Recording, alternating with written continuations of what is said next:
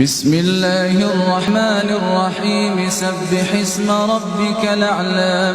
الذي خلق فسوى والذي قدر فهدى والذي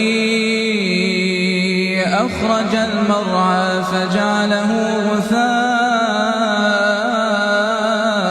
نحوا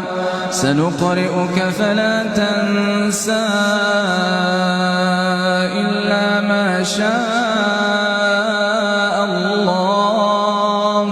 إنه يعلم الجهر وما يخفى ونيسرك لليسرى فذكر إن نفعت الذكرى سيذكر من يخشى ويتجنبها الأشقى الذي يصلى النار الكبرى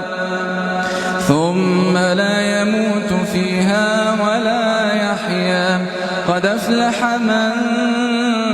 تزكى وذكر اسم ربه فصلى بل تؤثرون الحياة الدنيا والآخرة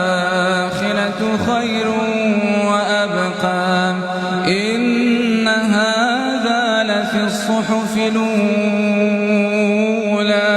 صحف إبراهيم وموسى.